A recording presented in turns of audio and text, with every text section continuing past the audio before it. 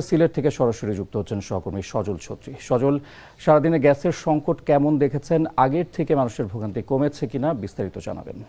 ইফতেখার, গতকাল পরিবহন শ্রমিকরা বিক্ষোভ করেছিল ঠিক এই জায়গায়। সিলেট তামাবিল সড়ক অবরোধ করেছিলেন তারা গতকাল গ্যাস সংকট শুরু হওয়ার পর থেকে। আসলে যে পাম্প ওনার্স সমিতি আছে তারাও অভিযোগ করছিলেন যে তাদের বিনা নোটিশে গ্যাস সরবরাহ কমিয়ে দেওয়া হয়েছিল। তবে আজ সকাল থেকে 6টা থেকে শুরু হওয়ার কথা, কিন্তু গ্যাস সংকট কারণে সকাল 8টা থেকে গ্যাস দেওয়া শুরু হচ্ছে। এবং আমরা বিভিন্ন পাম্পে গিয়ে দেখেছি যে গতকালকের মতো দীর্ঘ লাইন নেই, তবে এখনও দীর্ঘ লাইন আছে পাম্পগুলোতে। তবে গ্যাস সরবরাহ অনেকটাই স্বাভাবিক হয়ে এসেছে বলা যায়। গতকালকের এই বিক্ষোভের পরে সিলেটের ফিলিং স্টেশনগুলোও খোলা আছে এবং এখন পর্যন্ত গ্যাস সরবরাহ করা হচ্ছে স্বাভাবিকভাবেই।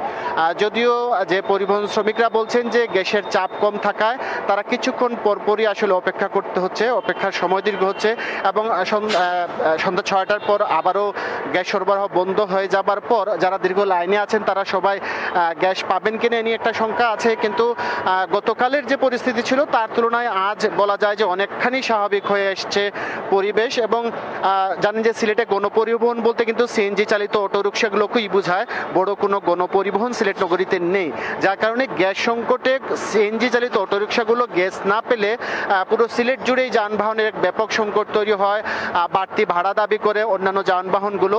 তবে এখন পর্যন্ত আমরা সকাল থেকে যেটি দেখেছি সিলেটের বিভিন্ন ফিলিং স্টেশনগুলো ঘুরে, যে যানবাহনের দীর্ঘ লাইন আছে, তবে গ্যাস সরবরাহ করা হচ্ছে। কিছুটা বিরতি দিয়ে হলেও গ্যাস সরবরাহ স্বাভাবিক আছে বলা যায়। তো গতকাল যে ভোগান্তিটি তৈরি হয়েছিল, ছুটির দিন চিন্তা করে ধারণা করা হয়েছিল যে ছুটির দিন শেষে আজ হয়তো ভোগান্তিটা আরও বাড়বে।